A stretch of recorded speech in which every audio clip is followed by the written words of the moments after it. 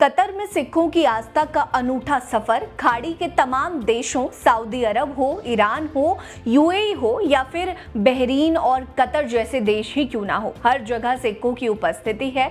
कई देशों में सिख बिजनेस में अपना डंका बजा रहे हैं तो कई जगहों पर टूरिज्म सेक्टर पर इनकी तगड़ी पकड़ है। खाड़ी क्षेत्र का समृद्ध और आधुनिक देश कतर, जो अपनी सांस्कृतिक और धार्मिक विविधता के लिए मशहूर है, यहाँ भी सिखों की कहानी नई नहीं है। इस रेगिस्तानी मुल्क में सिख समुदाय अपनी आस्था और परंपराओं को दिल से जीता है। नमस्कार, मेरा नाम है रीटा। आज की वीडियो में मैं आपको कतर में सिखिज्म की कहानी सुनाऊंगी। दरअसल मई 2019 तक कतर की आबादी करीब 27 लाख थी, जिसमें 6.91 लाख भारतीय प्रवासी शामिल हैं। यानी कतर की कुल जनसंख्या का 25% भारतीय हैं। इस विशाल भारतीय समुदाय में सिखों की संख्या भले ही कुछ हजार हो, लेकिन उनकी पहचान और आस्था की चमक किसी भी धर्म से कम नहीं है। ज्यादातर पंजाब से आए ये सिख निर्माण, स्वास्थ्य, शिक्षा और व्यापार जैसे क्षेत्रों में कतर की प्रगति में कंधे से कंधा मिलाकर योगदान दे रहे हैं। 20वीं सदी के मध्य में जब कतर का तेल उद्योग चमकने लगा, तब भारतीय श्रमिकों के साथ यहाँ सिखों का आगमन भी शुरू हुआ।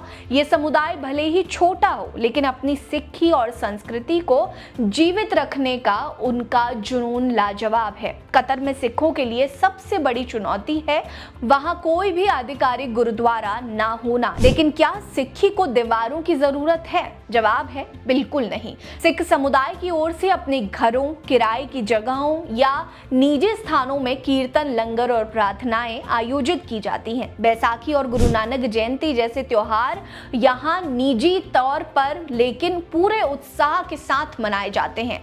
सिखों के 5 ककार, केश, कंघा, कढ़ा, कच्छा और कृपान उनकी पहचान का गौरव है। हालांकि कतर के सख्त नियमों के कारण कृपान जैसे प्रतीकों को लेकर कुछ मुश्किलें आती हैं। बावजूद इसके सिख समुदाय अपनी आस्था को हर हाल में जीता है। अगस्त 2024 में कतर में एक ऐसी घटना हुई जिसने सिख समुदाय को झकझोर दिया था। कतर पुलिस ने एक निजी धार्मिक स्थल पर छापेमारी की और श्री गुरु ग्रंथ साहिब जी की 2 प्रतियों को जब्त कर लिया। आरोप था कि बिना सरकारी अनुमति के धार्मिक स्थल चलाया जा रहा था।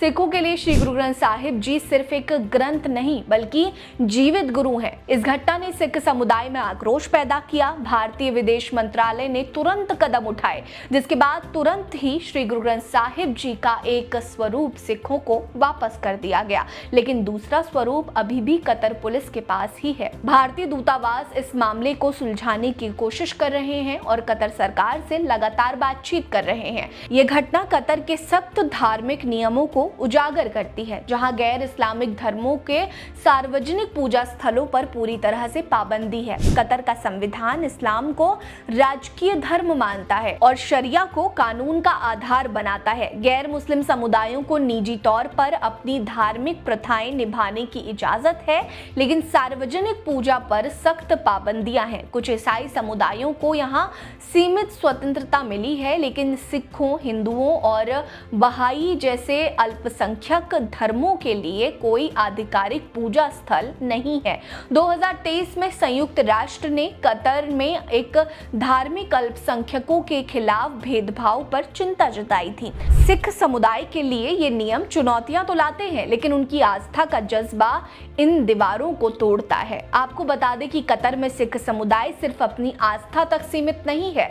निर्माण, स्वास्थ्य, शिक्षा और व्यापार जैसे क्षेत्रों में भी सिखों की मेहनत और लगन कतर की प्रगति की रीढ़ रही है। लेकिन प्रवासी श्रमिकों की तरह सिखों को भी कई चुनौतियों का सामना करना पड़ता है। 2021 में द गार्जियन की एक रिपोर्ट ने खुलासा किया कि कतर में 6500 से ज्यादा प्रवासी श्रमिकों की मौत हुई, जिनमें भारतीय भी शामिल थे। सिख समुदाय भी इन आंकड़ों से प्रभावित हो सकता है। फिर भी सिखों की मेहनत और सामुदायिक भावना कतर की चमक को और बढ़ाती है। कतर का सिख समुदाय भले ही छोटा हो, लेकिन अपनी सिक्खी को जीने का हौसला रखता है। बिना गुरुद्वारे के भी उनके घरों में गुरुबाणी की गूंज और लंगर की खुशबू बरकरार है।